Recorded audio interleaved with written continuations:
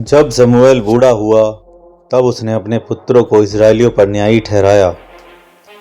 उसके जेठे पुत्र का नाम योएल और दूसरे का नाम अबीथा था। ये बेरसाबे में न्याय करते थे, परंतु उसके पुत्र उसकी राह पर न चले, अर्थात लालच में आकर घूस लेते और न्याय बिगाड़ते थे।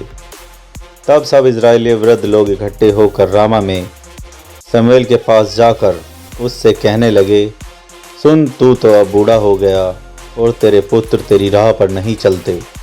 अब हम पर न्याय करने के लिए सब जातियों की रीति के अनुसार हमारे लिए एक राजा नियुक्त कर।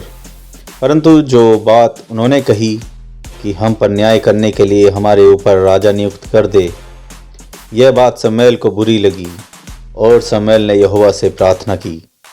और यहोवा ने शमूएल से कहा, वे लोग जो कुछ तुझसे कहें उसे मान ले, क्योंकि उन्होंने तुझको नहीं परंतु मुझी को निकम्मा जाना है कि मैं उनका राजा न रहूं।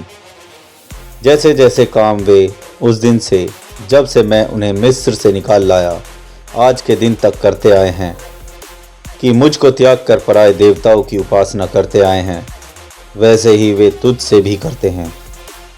इसलिए अब तू उनकी बात मान, तो भी तू गंभीरता से उनको भली भांति समझा दे और उनको बतला भी दे कि जो राजा उन पर राज्य करेगा उसका व्यवहार किस प्रकार होगा।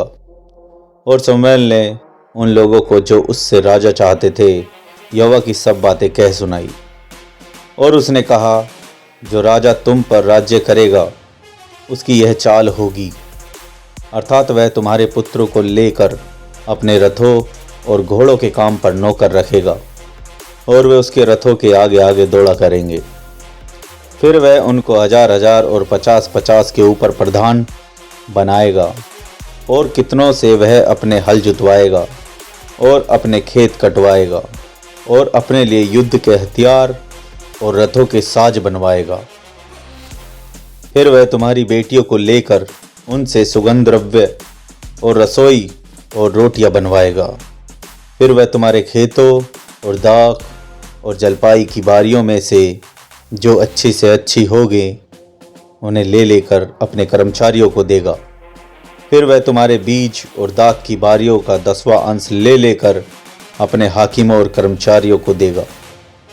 फिर वह तुम्हारे दास दासियों और तुम्हारे अच्छे से अच्छे जवानों को और तुम्हारे गधों को भी लेकर अपने काम में लगाएगा।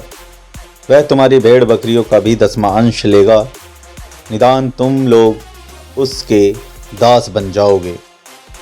और उस दिन तुम अपने उस चुने हुए राजा के कारण दुहाई दोगे, परंतु यहोवा उस समय तुम्हारी न सुनेगा।